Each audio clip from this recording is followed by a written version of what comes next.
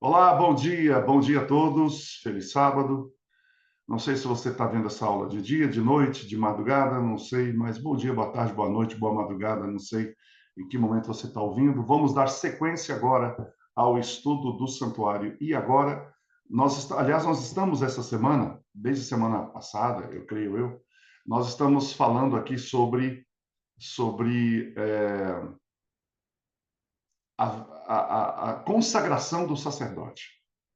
Isso é muito importante, entender isso. E aí nós vamos avançar.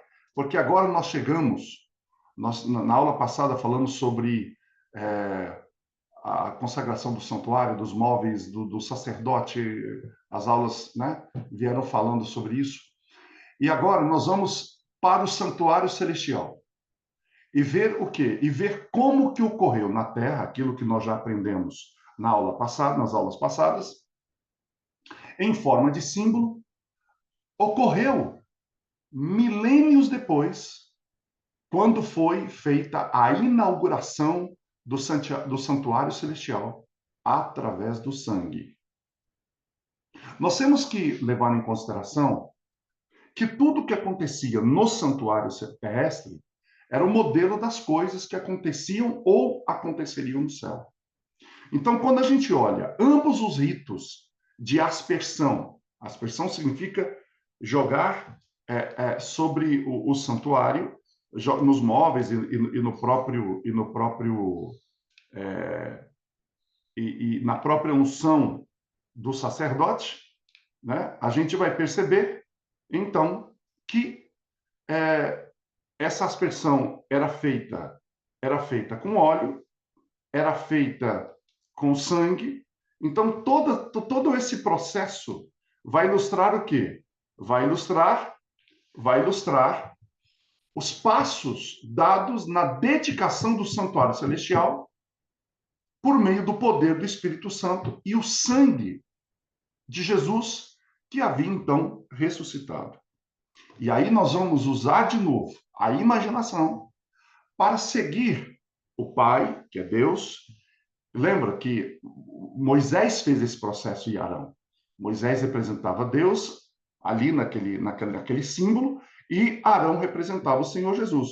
Então agora nós vamos para o santuário celestial e nós vamos perceber que lá provavelmente porque nós não estávamos lá, mas pela Bíblia a gente diz que com certeza o Pai e Jesus fizeram o mesmo movimento. Então, você vai agora andar e seguir o Pai e o sacerdote Salvador nesse santuário celestial, refazendo as pegadas que foram deixadas por Moisés e Arão em forma de sombra naquele chão arenoso do santuário celestial lá no Sinai. Então, vamos relembrar um pouco aquilo que está, inclusive, na palavra do Senhor. Então vamos lá. Após o Calvário, de fato, logo depois do Calvário, de fato, no mesmo dia da ressurreição, como a gente tem enfatizado aqui muitas vezes, Cristo, ele subiu, ascendeu para os pátios celestiais. Para quê? Para apresentar seu sangue no santuário. Bem, alguns podem falar, mas isso é real? É real. Então vamos lá. Eu geralmente não faço isso, mas agora eu vou fazer, porque às vezes a gente fala isso e alguém que pode assistir fala, mas onde esse camarada tirou isso? Bem, então vamos lá, vamos para a Bíblia, né? Então agora eu vou abrir aqui em Hebreus 9:12.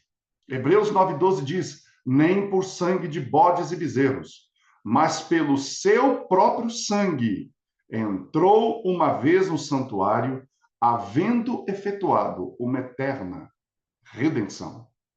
Então, Cristo ascendeu aos pátios celestiais para apresentar este sangue no santuário, está registrado aí em Hebreus 9:12, e para ouvir a certeza de que o seu sangue, que o seu sacrifício fora aceito pelo Pai. Isso está em Desejado de Todas as Nações, na página 790. Então, né, No momento que foi pré-determinado, Deus, o Pai, que eu já falei que Moisés tinha sido o representante lá na cerimônia do tabernáculo terreno, em companhia do sumo sacerdote, que ao mesmo tempo era sumo sacerdote e vítima, porque ele era o cordeiro, ele aplica seu sangue consagrador a toda a estrutura celestial. É claro que Jesus não saiu pegando o sangue dele e aspergindo sobre os móveis. Claro que não. Isso é simbólico. Então, eu entendo que Cristo andou pelo santuário. E à medida que ele andava pelo santuário, eu posso até imaginar, aqui é a imaginação, que ele ia tocando nos móveis. Ele podia até tocar nos móveis. Por quê? Porque ele era o próprio cordeiro, o sangue estava com ele, o sangue havia sido derramado, a vida havia sido dada. Então, a aceitação do início da sua obra de ministração só foi possível por causa da vida perfeita que ele teve e por causa do sacrifício perfeito que ele fez. Então, eu posso imaginar que eles começaram abrindo caminho através do lugar santíssimo, simbolicamente aspergindo o sangue da consagração na arca, dali para o lugar santo. Então, eles foram do santíssimo para fora. E aí eles espargiram as 3 peças da mobília simbólica encontrada ali. E a pergunta é, que eu já falei, como que esse sangue foi aplicado? Não, Jesus levou um pouco do seu sangue para o céu? Claro que não. A presença de Cristo, do Pai e do Espírito Santo nesses compartimentos e a aceitação do sacrifício de Cristo inaugurou o santuário celestial. Local, lembra disso. O pecado teve origem no santuário e que agora seria a sede da solução definitiva e final para o problema do pecado. Eu gostaria de relembrar a vocês que a razão principal para Deus estabelecer o santuário na terra e o santuário no céu, enquanto local de intercessão, é a maneira que Deus encontrou de lidar com o problema do pecado. Tanto que em algumas aulas aí para frente, nós vamos falar bastante sobre a questão do pecado, porque hoje em dia, eu até queria meio que adiantar isso um pouco, hoje em dia pecado virou símbolo de problema psicológico. Então, você já percebeu isso? O pedófilo não é as pessoas não tratam, por exemplo, a pedofilia como pecado, mas como trauma. Percebeu? A pessoa, por exemplo, ela tem um problema com pornografia e tudo mais, ela teve algum distúrbio.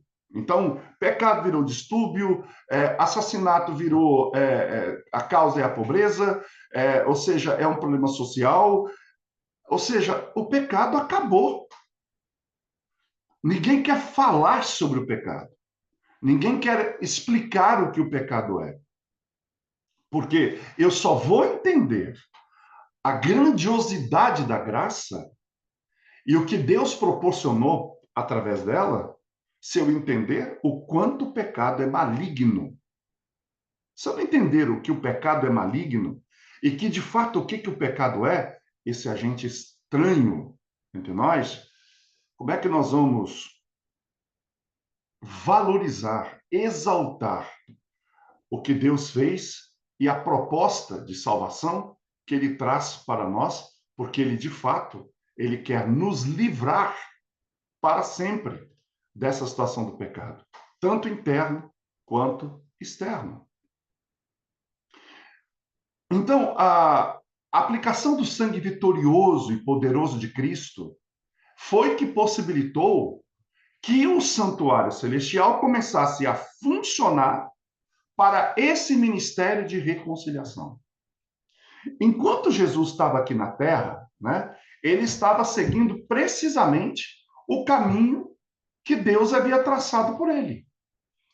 Tanto que ele fala, deleito-me fazer a tua vontade, ó Deus meu. Na tua lei medito de dia e de noite. Cristo, ele seguiu os passos. E como, eu já falei isso várias vezes, eu nunca encontrei isso em lugar nenhum. Mas por uma questão de lógica, eu entendo que a razão principal pela qual a Bíblia foi escrita foi para que Cristo soubesse quais eram os caminhos que ele deveria seguir. Por isso que ele implanta a palavra de Deus na sua mente, porque ele sabia que ele tinha que seguir o que estava no santuário. Cristo dominava, enquanto aqui na terra, por completo o ritual do santuário.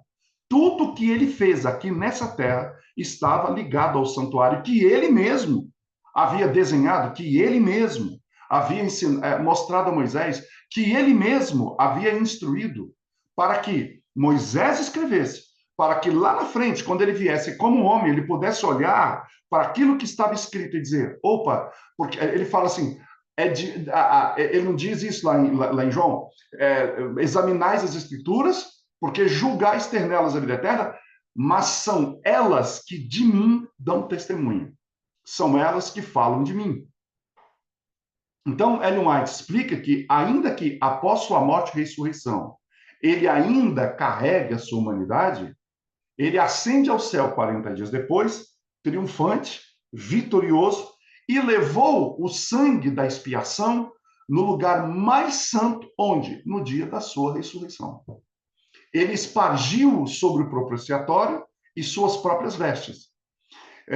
Se você pegar Levítico 8:30, que descreve o sangue do carneiro da consagração sendo espargido sobre as vestes dos sacerdotes, e depois disso diz que ele abençoou o povo. Então, como Cristo, 40 dias depois, além de subir ao santuário e simbolicamente espargir o seu sangue por todo o santuário, ele abençoa o povo depois desse evento. E a pergunta é: como é que eu sei que ele abençoou o povo? Ele abençoou o povo quando o Espírito Santo desce no dia do Pentecoste, conforme está em Atos 3, 21 e 26, que vai, se você pegar esse texto e comparar com Levítico 9, 22 a 24, você vai perceber que Cristo seguiu exatamente os passos que estavam no santuário, e o santuário era um símbolo daquilo que ele faria alguns milênios depois. Bem, desde que Cristo fez isso, e ele já está nesse processo de ministração no santuário, desde os 40 dias depois, né? Desde os 40 dias depois, em que ele subiu, até os dias de hoje. E em breve, e esse é o ponto, ele aparecerá pela segunda vez para declarar uma coisa: que não há mais sacrifício pelo pecado com os homens. Entende, então, você, por que que quando Cristo voltar, ele terá que voltar com vestes de juiz? Ele terá que voltar não mais como sacerdote ou sumo sacerdote, por uma única razão. A porta da graça se fecha, todos os casos estão decididos para a vida ou para a morte. E é isso que eu fico pensando, né? Os nossos queridos irmãos evangélicos e até católicos, eles jogam que haverá apenas um juízo lá no final. E nós entendemos que não, que o juízo já está havendo. Porque quando Cristo voltar, os casos já terão que ser decididos. Já terão que estar decididos. Para a vida ou para a morte. O que Apocalipse diz? Bem-aventurados que têm parte na primeira ressurreição, porque sobre eles não terá o poder a segunda morte. Ou seja, se você tem um grupo que sobre eles a segunda morte não terá mais poder, então o julgamento já aconteceu. Assim como aqueles que não participam da primeira ressurreição e que estarão mortos e que morrerão, os que morrerão também por ocasião da segunda vinda de Cristo, eu acho que esse mundo vai ter pouca gente, que o que vai vir entre o fechamento da porta da graça, as pragas, o que vai acontecer nesse final da história do mundo, vai ser catastrófico. Um terremoto como nunca houve, pedras de mais de 30 quilos caindo do céu. Imagina a destruição que vai ter nesse mundo. Então, eu não acho que vai sobrar muita gente. Então, essas pessoas também já terão seus casos definidos. Por quê? Não tem essa história de, eu volto depois e busco o restante. Não tem isso. Eu vou levar a primeira leva porque não coube no caminhão, né? Não coube no avião. Espera aí. Então, quem foi, foi. Quem não foi, ficou. Então, significa que os casos estão decididos.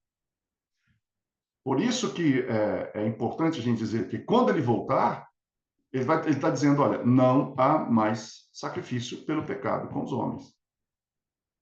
Então, essa dedicação do santuário celestial com o sangue triunfante de Cristo é que marca, eu estou frisando isso bastante, porque a gente vai ter que usar isso muito em aulas futuras, ela marca bastante o momento que começa a sua obra de mediação.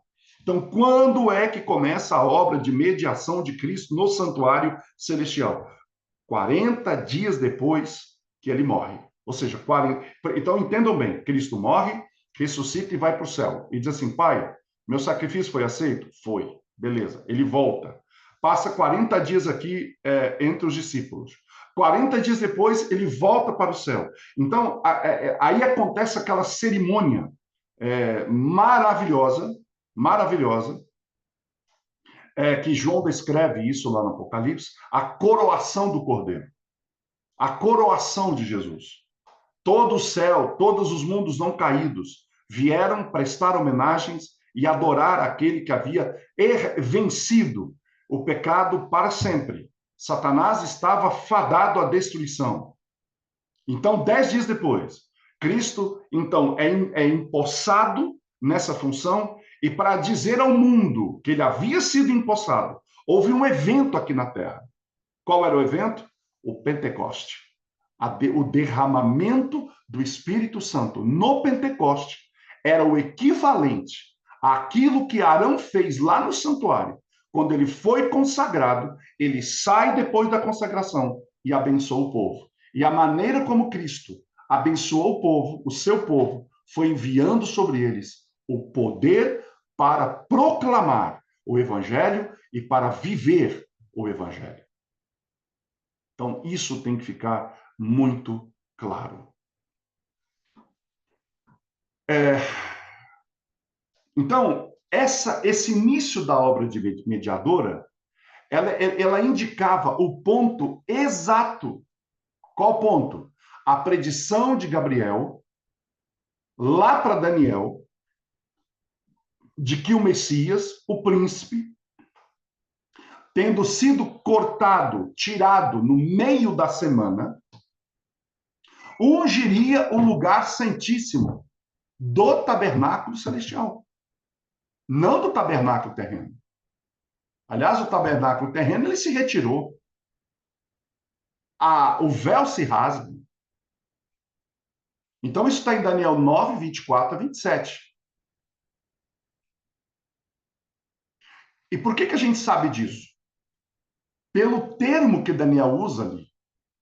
Esse termo frequentemente está enfatizado na frase quando ele fala o Santíssimo, que no hebraico é Kodesh Kodeshim. Então, esse termo Kodesh Kodeshim nunca é usado para pessoas, mas exclusivamente para coisas e lugares. Compreenderam isso? Ficou claro como que aconteceu a consagração do que estava acontecendo no céu, ou melhor, a consagração do santuário celestial, e como que a consagração do santuário na terra era uma representação daquilo que aconteceu após a ida de Jesus em definitivo, 40 dias depois, quando ele voltou para o céu. Porém, agora, nós precisamos trazer essa questão um pouco mais perto de nós. Nós vamos ver agora a consagração do sangue necessário pelos sacerdotes reais. Quem são os sacerdotes reais? Vamos lá. Este sangue consagrado, ele tinha um uso adicional na vida pessoal dos sacerdotes. Porque a gente precisa trazer isso para uma coisa mais pessoal.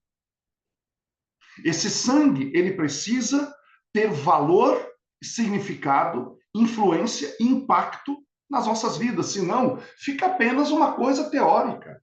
Apenas algo, vamos dizer assim, é como se eu aprendesse uma matéria, onde eu preciso fazer uma prova. Não, o sangue precisa ser aplicado em nossas vidas.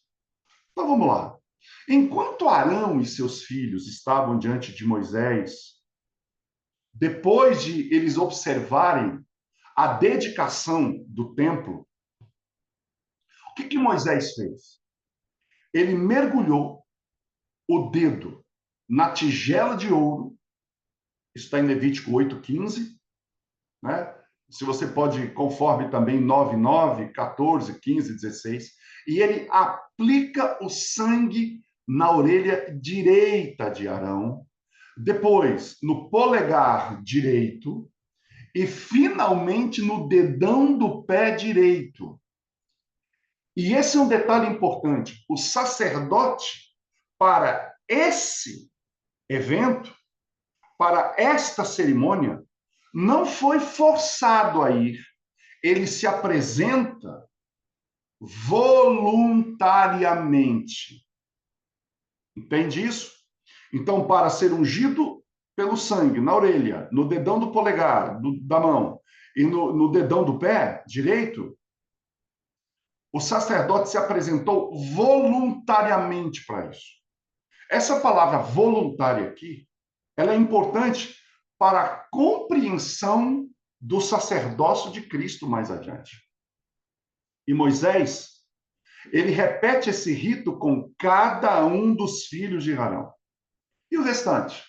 O restante do sangue, ele derrama na base do altar de cobre. Isso que me chama muita atenção na questão dos rituais do santuário. O sangue era sempre derramado na base do altar de cobre, na base do altar de cobre. Por quê? Porque o fundamento, e é isso que tem que ficar claro para nós cristãos, o fundamento da nossa fé, o fundamento da cruz, o fundamento do evangelho, o fundamento da nossa esperança é o sangue derramado. O sangue de Cristo é a base da nossa fé, é a base da nossa experiência, é a nossa certeza. O sangue foi derramado. Então, isso é que precisa deixar para nós muita clareza e certeza da nossa salvação. Então, esta ordenança, orelha, dedão, polegar e dedão do pé, o que isso significava? Que os sacerdotes deveriam ouvir,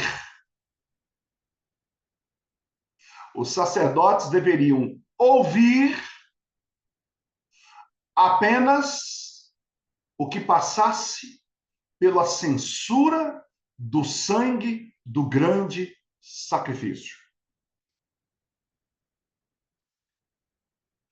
Nós não somos o sacerdote real. Então, essa orelha não foi simbolicamente colocada ali o sangue. O que nós estamos ouvindo passa pelo crivo do sangue do grande sacrifício. O sangue nas mãos significa que eles iriam trabalhar com as mãos limpas e andar, que o sangue no pé, andar apenas ao longo do caminho de sua escolha em pés consagrados de sangue. Ouvir, trabalhar e andar. Por onde estamos andando? Em que e para que estamos usando a nossa força que está nas mãos? E o que estamos ou quem estamos ouvindo? Talvez por isso que Cristo disse às ovelhas, as minhas ovelhas ouvem a minha voz. E como eu sei que eu sou ovelha dele? Se eu tenho o sangue dele na minha orelha. É por isso que as ovelhas ouvem a voz daquele que proporcionou o sangue para que a tua e a minha, os meus ouvidos e os teus, pudessem ser purificados. Agora, nós vamos imergir um pouco mais no sacerdócio de Cristo. Porque da mesma maneira como Arão se dedicou, como é que Arão se dedicou? De forma voluntária ao sacerdócio, Cristo também se apresentou ao Pai. De que maneira? Voluntariamente. Por isso que se alguém me perguntar alguma vez quem matou Jesus, sabe qual a resposta? Ninguém. Ninguém matou Jesus. Ah, meus pecados mataram Jesus. Mentira. Ah, os soldados romanos mataram Jesus. Mentira. Verdade, eles pregaram Jesus na cruz. Isso é fato. Mas ninguém o matou. Ele se entregou voluntariamente. Desde a fundação do mundo, Cristo se entrega voluntariamente, movido apenas e somente por duas coisas. Primeiro, e na minha opinião, vocês podem discordar, o primeiro caso não era apenas e somente para nos salvar. Primeiro, ele se entrega para reivindicar o caráter do seu Pai. Quem diz isso? Ellen White, no Desejar Todas as Nações, diz que a primeira razão pela qual Cristo veio era para reivindicar o caráter do Pai dele. E a segunda razão era para salvar o ser humano e abrir de novo um caminho de possibilidade para que o homem tivesse comunhão novamente com o céu. É por isso que é incrível que alguém despreze tão grande salvação. Então, assim como Moisés ungiu Arão, Deus ungiu Cristo. Deus ungiu Cristo? Aonde está escrito isso? Então vamos lá. Salmo 45, 7. Hoje eu estou lendo um pouco. Para quê? Porque como tem coisa aqui que às vezes nos criticam, diz assim, diz a Bíblia em Salmo 45, 7. Tu amas a justiça. Isso aqui está falando de Cristo. Tu amas a justiça e odeias a impiedade. Quem ama a justiça? Cristo. Quem odeia a impiedade? Cristo. Por isso Deus, o teu Deus, te ungiu com óleo de alegria, mais do que os teus companheiros. Então vamos lá, está na Bíblia. Então Deus ungiu a Cristo. Assim como Moisés aspergiu o sangue da dedicação sobre as vestes de Arão, assim as vestes quais? As roupas literais não. Vestes para Cristo representam o seu caráter. Foram ali salpicadas pelo seu sangue moribundo. E ainda levando a humanidade, que são a sua vestimenta de carne, ele ascende ao céu, triunfante, vitorioso, e ele leva o sangue da sua expiação para o lugar mais santo. Quando? No dia da ressurreição. E espargiu sobre o propiciatório, durante a dedicação do tabernáculo celestial, e as suas próprias vestes também foram salpicadas, e abençoou o povo como espírito. Ellen White escreveu isso no dia 25 de julho de 1901.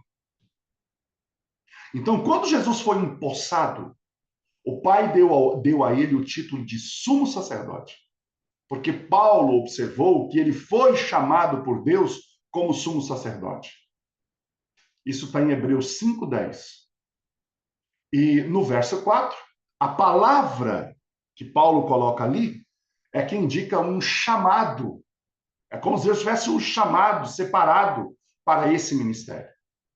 Isso quer dizer o seguinte: assim como presidente de uma instituição de ensino superior se dirige ou chama o graduado que se graduou de doutor na sua formatura, o pai também o chama de sumo sacerdote na sua formatura, porque ele havia passado pela prova e tirado 10 em todas as matérias. Então, como a gente observou, todos esses tipos de óleo, esses sangues araônicos, eles têm um objetivo: se concentrar em Jesus. Por isso que Jesus continua sendo e sempre será o centro do santuário. E se nós somos chamados de santuário de Deus, templos ou santuário do Espírito Santo, Jesus também precisa ser o centro das nossas decisões, o centro dos nossos pensamentos, o centro da nossa dedicação, porque ele merece. Eu sempre falo isso. Nenhum de nós, obviamente isso me inclui, já falei nós, merece ser salvo. Mas Cristo merece que você seja, que eu seja, que sejamos salvos. Ele merece, não nós. A nossa salvação é um merecimento para ele. Por quê? Pelo preço que ele pagou. Se eu pago por uma coisa, eu mereço levar essa coisa. Se ele paga com a própria vida o nosso resgate, se ele paga com o próprio sangue a nossa salvação, ele merece que eu seja salvo. Então, quando que você também seja, que nós sejamos, quando eu digo que Deus não se envolve com condenação, alguns acham estranho, é porque isso não faz parte do caráter de Deus. Deus não é do caráter dele condenar. Do caráter dele é salvar. E, portanto, quando eu me aproximo dele e busco essa salvação que ele me oferece, eu não posso fazer isso porque eu serei o beneficiado. Quando Cristo é o centro da nossa vida, até a minha busca pela salvação é por ele. Eu não busco me salvar para andar em rua de ouro. Eu não busco me salvar para morar numa casa, numa mansão lá no céu. Eu não busco a salvação nele, ou aceito a salvação dele e vivo essa salvação nele, por ele, através dele, porque eu terei vida eterna, porque eu nunca mais morrerei, ou, em outros casos, para escapar do inferno que ainda virá. Tudo isso eu faço por uma única razão, porque ele merece, pelo preço que pagou, que eu seja salvo. Então, até a minha busca pela salvação não deveria ser egocêntrica. Ela deveria ser teocêntrica, cristocêntrica.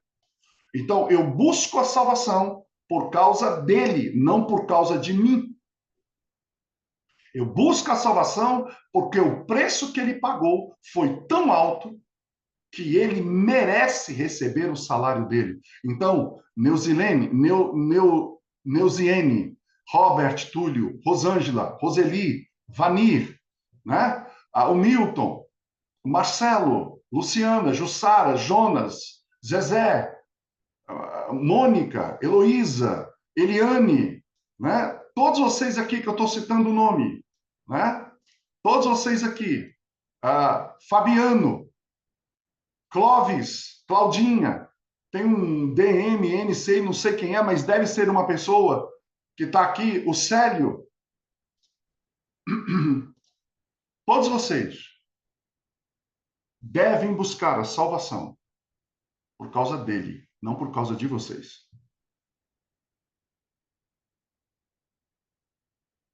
É isso que João quis dizer, João Batista.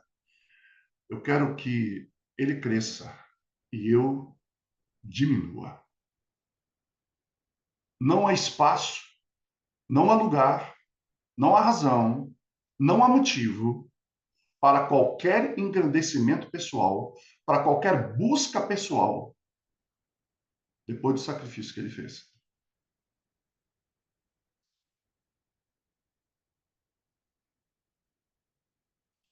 Esse amor dele, marcado com sangue, é que ouve a voz de seu pai. E aí ele responde ao clamor de suas ovelhas desamparadas. A sua mão, ensanguentada pelos pregos, que trabalha arduamente pelo reino do seu pai, dirigido pelo Espírito. Percebe? Eu estou falando de orelha, o seu clamor ouve a voz do pai, responde o clamor das suas ovelhas. É aí que ele foi ungido na orelha. As suas mãos ensanguentadas foram ungidas com sangue e ele trabalha arduamente. E os seus pés, que foram também dilacerados, deixaram as pegadas vermelhas para que nós possamos traçar nosso caminho para a glória E isso é iluminado pelo Espírito, iluminado pela palavra. Como devemos louvar a Deus por ter concebido tão grande salvação. Como devemos agradecer ao Espírito Eterno pelo poder dele. E como devemos louvar a Jesus pela vida e pela morte. E nos regozijarmos nesse trio celestial por termos um tal sumo sacerdote. Mas a cerimônia, ela não para por aí. Na continuação da cerimônia, Moisés então tomou as partes designadas desse carneiro sacrificial da consagração, considerado como um alimento do altar, ou a porção do Senhor, tomou isso junto com um pão ázimo, que é um pão sem fermento, um bolo ázimo, que é sem fermento, um bolo de pão untado com óleo e com a gordura do ombro direito. E ele colocou tudo isso numa cesta. E aí Arão estende as mãos. E ele coloca isso tudo sobre as mãos estendidas de Arão. E aí, colocando suas próprias mãos sobre as de Arão, ele agita toda a oferta diante do Senhor. Isto, quando você estudar na Bíblia e ouvir esse termo, ofertas alçadas. Sabe o que é oferta alçada? Oferta alçada é você pegar a oferta e fazer isso aqui. Observa o movimento. Gente, a gente às vezes, desculpa aí que eu desabafo, a gente às vezes é muito burro para não perceber as coisas. Presta atenção, eu vou fazer, e aí anota aí no seu, vê se alguém vai pegar a sacada. Aí você vem aqui no chat e diz o que que você viu nisso. Eles faziam assim, eles faziam assim, depois assim, depois assim e depois assim. O que que vocês perceberam? Não perceberam? Vou fazer de novo. Pegava a oferta alçada, fazia assim, depois assim, acima para baixo. Isso, Fabiano. Muito bem. Sinal da cruz. O sinal da cruz.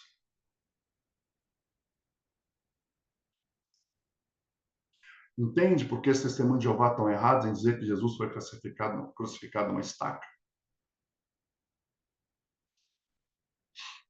Porque não condiz com o santuário. No modelo da testemunha de Jeová, seria então um mover só para cima e para baixo. Não haveria para os lados. E aí tem uma outra questão que você, não sei se vocês pegaram. A Bíblia não diz que o sistema romano papal não iria corromper o santuário? Eles fazem a mesma coisa. Só que no movimento pagão. Interessante isso. Isso tem a ver com a escola de... A movimentação da cruz tem a ver com a escola de Alexandria, se não me falha a memória. Que foi uma desgraça para a igreja.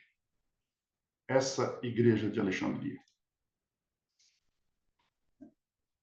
Então, essas partes da vítima que estava nas mãos de Arão, esses vários tipos de óleo, o pão ungido, representava o quê? Representava dois aspectos do ministério de Cristo, que era a sua morte sangrenta no Calvário por nossos pecados e o dom de si mesmo como pão da vida, porque ali havia um cordeiro que deu seu sangue, e o pão que estava ali para nos fortalecer e sustentar. Então, só depois disso, ele ergue esses símbolos para que todos pudessem ver e os acenou. Como já disse, primeiro para cima, depois para baixo. O que isso quer dizer? Isso ilustra como Cristo, inicialmente, se apresenta ao Pai, e o que é esse voltar para baixo? Deus o devolve para a humanidade. Então, Cristo dizendo, Pai, estou me apresentando, isso é o símbolo. E o Pai dizendo, ok, toma, mundo caído. E quando Jesus se ofertou e Deus o devolve, ele então compartilha com o seu povo aqui na terra. Então, esse é o ato. Pai, aqui estou eu. O Pai diz, aceito, e eu vou entregar isso para o mundo. E quando Cristo veio para o mundo, ele desce, ele compartilha. Isso é o para cá e para lá. Então, esse é o símbolo do movimento que acontecia no santuário. Então, o aceno horizontal da cesta mostrava que Jesus estava compartilhando o quê? O seu sangue, a sua vida, representada pelo cordeiro, e, ao mesmo tempo, o pão, que também representa ele, para sustentar e para nutrir aqueles que estavam ao seu redor. É por isso que ele convida a gente a beber do sangue, da ceia, que é o suco da uva puro, e comer o pão. É uma continuidade desse símbolo. Então, essa cerimônia de consagração, ela é apropriadamente chamada em hebraico de encher as mãos. Essa expressão, aliás, isso está em Êxodo 28, 41, 29, 9, Números 6, 7, Levítico 8, 25 a 28. Essa expressão retrata o sacerdote segurando em suas mãos nada além destes símbolos do Salvador crucificado e tudo o que ele representava. Entende por que Paulo, eu entendo que Paulo, ele se considerava um sacerdote espiritual, porque ele dizia, eu não vim falar de outra coisa para vocês, a não ser Cristo e este o crucificado. O que ele tem para dizer? Eu só tenho isso em minhas mãos. Não tenho mais nada para oferecer. Eu só tenho o cordeiro e eu só tenho o pão para entregar para vocês. Então, esse é o nosso propósito. Esse deve ser o nosso objetivo. A nossa responsabilidade primária como sacerdotes reais de Deus, sabe qual é? É exaltar o sacrifício e o sustento de Jesus. O mundo está necessitado e está dizendo, Senhor, queremos ver Jesus. Lembra os gregos que se aproximaram de João dizendo, a gente quer ver Jesus. Mas qual Jesus está sendo mostrado? A gente tem o Jesus negro, o Jesus branco, o Jesus indígena, o Jesus japonês, a gente tem o Jesus da esquerda, temos o Jesus da direita. Temos o Jesus que é um socialista, mas o Jesus que o santuário nos mostra e que é para nós mostrarmos ao mundo é o Jesus crucificado e o Jesus que traz sustento espiritual para todo aquele que o recebe. Hoje, as mãos de nós, reis e sacerdotes de Deus, cheios de Cristo crucificado, devem levantá-lo para que toda a humanidade possa vê-lo. E sabe o que a Ellen White escreve? Ela diz assim, eu não tenho esse texto literal, mas eu quero dizer algo parecido. Ela fala assim, erguei o homem do Calvário. E onde hoje há uma conversão, haverá 100. Eu sei que às vezes eu posso parecer chato, e eu sei que eu sou, minha mulher fala que eu sou. Se a mulher fala que é, porque é. Então, olha só, eu sei que eu sou meio chato, enjoado com essas coisas, mas essa é a minha bronca, que eu sempre falo aqui. Essa é a minha bronca com aquilo que às vezes eu vejo, escuto em alguns púlpitos por aí. Pouco homem do Calvário, muita filosofia, muita historinha, muita risadinha, muita brincadeirinha, muito showzinho. quando quem tem que ser erguido não é nada mais, nada menos do que Cristo e este o crucificado. Nada mais destrói as fortalezas do inimigo do que a cruz de Cristo. Nada mais abala uma pessoa e a coloca de joelhos no chão do que a cruz de Cristo. Nada mais. Ninguém nesse universo, nada em toda a história da humanidade causou mais impacto, mais transformação do que a cruz de Cristo. Nada. Não tem terapia, não tem punição, não tem mentoria, nada. Nada é mais transformador do que a cruz de Cristo. E essa deveria ser a nossa o nosso maior desejo. Falar, comentar, dizer, nós devemos gastar tempo falando, investir tempo falando, vivendo esse assunto. Então, nós podemos ter certeza que durante todo o tempo, a sua mão pode estar apoiada e fortalecida pelas mãos do grande El Shaddai. Bem, e continuando a cerimônia, Moisés então esparge o óleo e o sangue da dedicação nas vestes de Arão e seus filhos, completando assim o rito da consagração. Essas vestes juntas, quem estava olhando, o que deveria lembrar tanto Arão e seus filhos, quanto aqueles que estavam olhando? Sabe o que essas vestes deveriam lembrar? O estilo de vida do sacerdote. O que é um estilo de vida? Um estilo de vida é um conjunto de hábitos. Eu lembro que eu falei para vocês que eu ainda vou fazer aqui, depois do santuário, algumas aulas só sobre caráter. Eu acho que isso é importante falar disso. Então, o que é um hábito? Hábito é um comportamento que, por te dar algum ganho, algum benefício, ele se repete de tal forma e todo comportamento é movido por uma emoção, ou seja, qualquer comportamento que você tem um ganho com isso, maior que uma perda, e você tem um motor que move essa ação, que é a motivação. Ou melhor, desculpa, a emoção. E esse tipo de comportamento, ele passa a ser tão repetido que ele cria caminhos neurais a tal ponto que se transforma em comportamento automatizado. Isso é um hábito.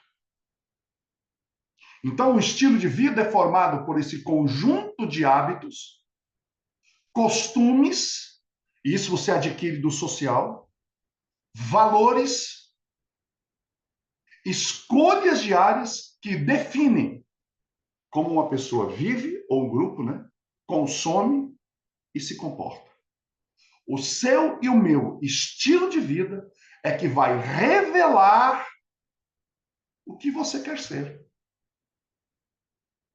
Então, esse óleo nas vestes representa exatamente o caráter, o estilo de vida que deveria possuir aqueles que iriam prestar esse serviço.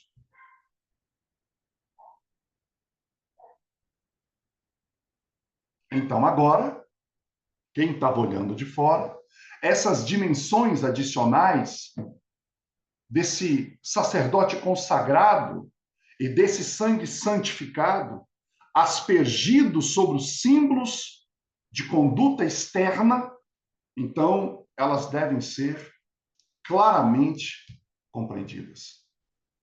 Isaías teve uma visão das vestes encharcadas de sangue do Salvador. E ele pergunta maravilhado: por que está vermelho as tuas vestes? E tuas vestes como daquele que pisa a gordura do vinho. E o Senhor responde: eu pisei no lagar sozinho, e do povo não havia ninguém comigo. Esse texto começa em Isaías 62, dizendo: quem é aquele que está vindo de Bozra? O sangue da cruz, ele tem essa dupla mensagem. Ela afirma que o nosso substituto derramou seu sangue para nos santificar ou para purificar, e para aqueles que o rejeitam, o seu sangue cairá sobre eles.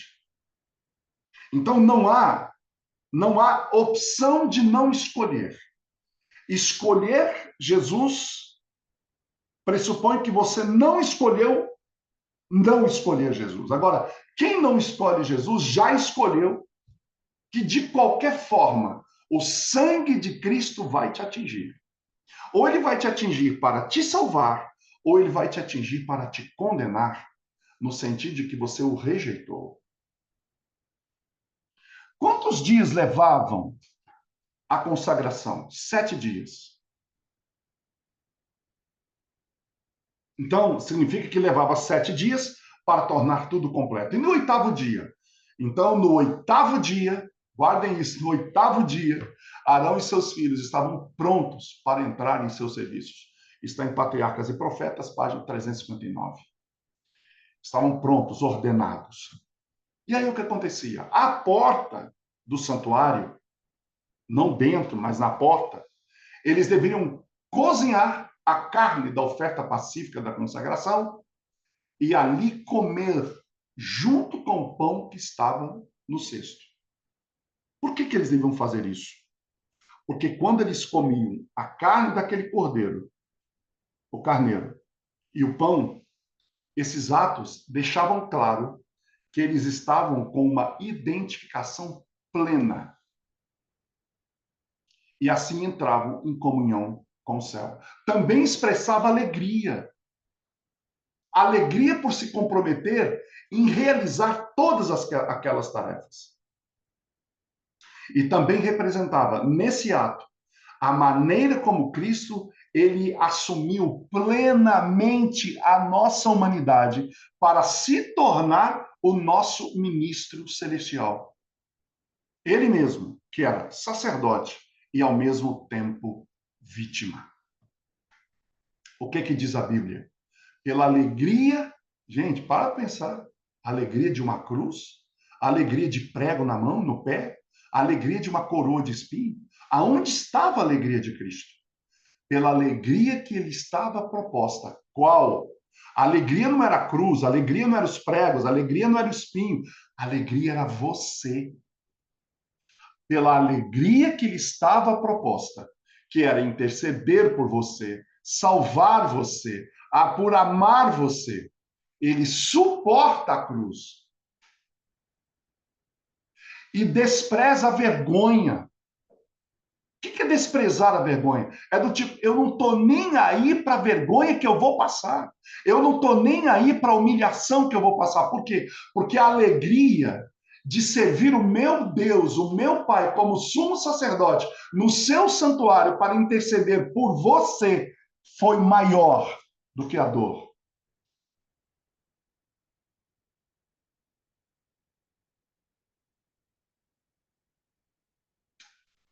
E por fim, então houve a bênção sacerdotal. E aí, Arão e Moisés voltaram para dentro do santuário. O que a Bíblia fala desse momento?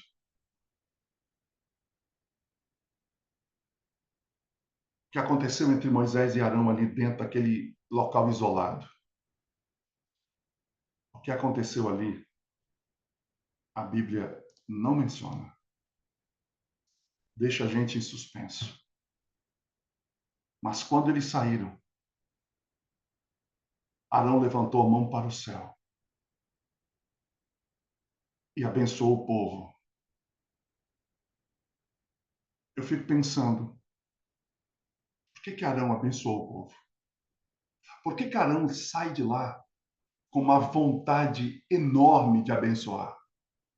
É porque ele deve ter visto e ouvido coisas que o deixou extasiado. Então, ele sai, levanta as mãos e diz: que o Senhor te abençoe e te guarde. Que o Senhor faça resplandecer o seu rosto sobre ti e tenha misericórdia de ti. Que o Senhor levante o seu rosto sobre ti e te dê a paz. O que você percebeu nesse texto?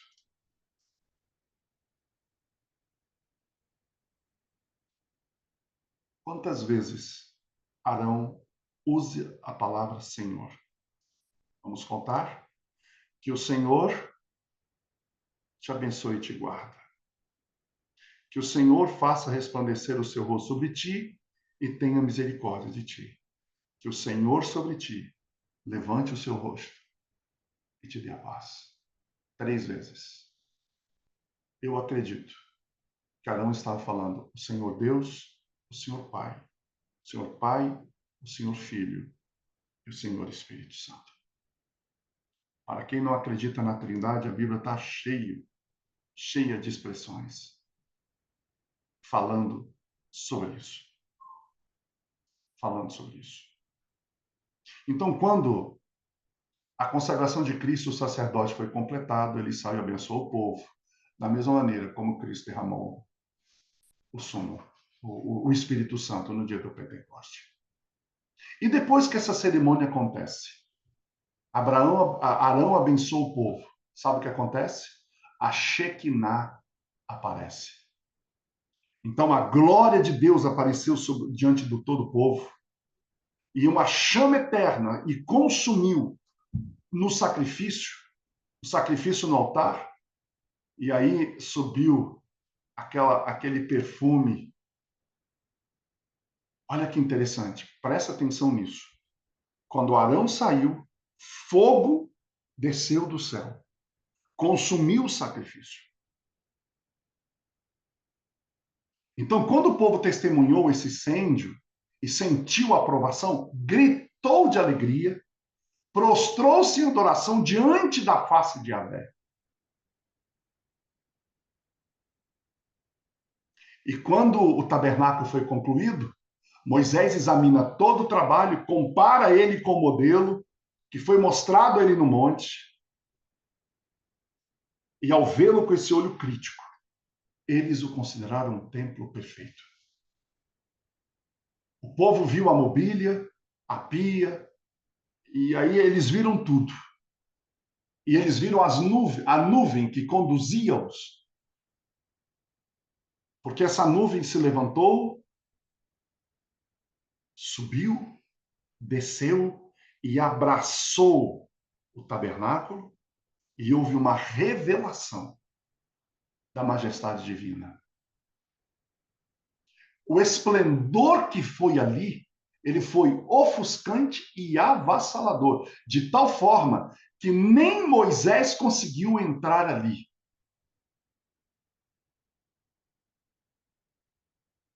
E a nuvem teve que abraçar o tabernáculo, porque senão ela teve que ser sombreada, porque senão ninguém daria conta.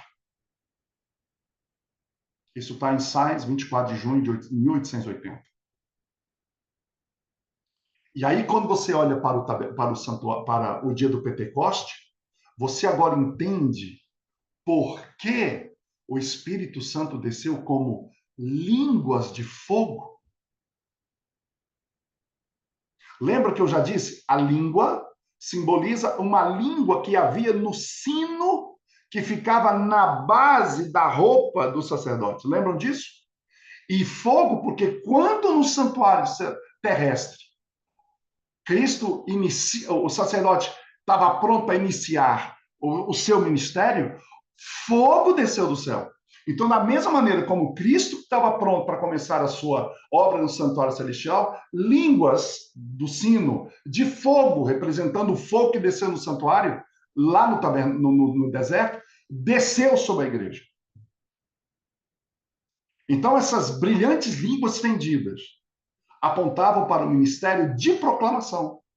Agora era a hora de proclamar. Por que podia proclamar? Porque agora havia provisão. Guarda isso. Havia provisão.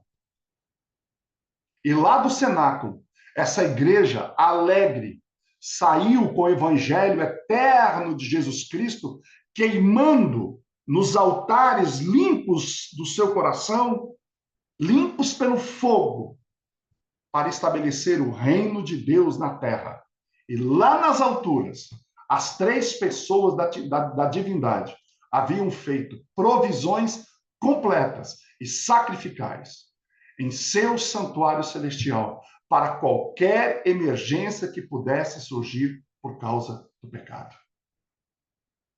E do glorioso e alto trono, lugar de nosso santuário, agora, neste momento, flui a luz do conhecimento da glória de Deus para os limites mais distantes do universo, gritando, proclamando que, vendo tudo isso, só uma palavra pode sair de nossos lábios: Deus é amor.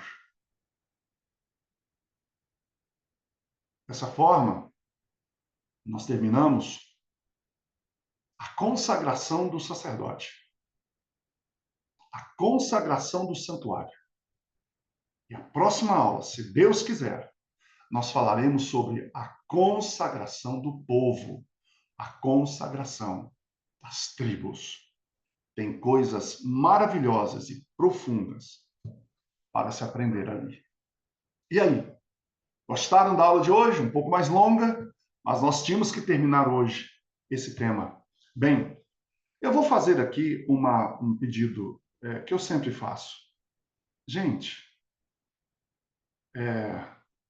eu acho que não custa nada vocês ir ali no grupo do santuário e colocar a sua opinião lá. Eu sinto, às vezes, que as pessoas assistem aqui às aulas e não falam nada. Não tem nada para dizer da aula. Isso é para mim, eu já falei. Não preciso disso. Eu falo isso porque tem 236 pessoas aqui e nós temos poucas assistindo.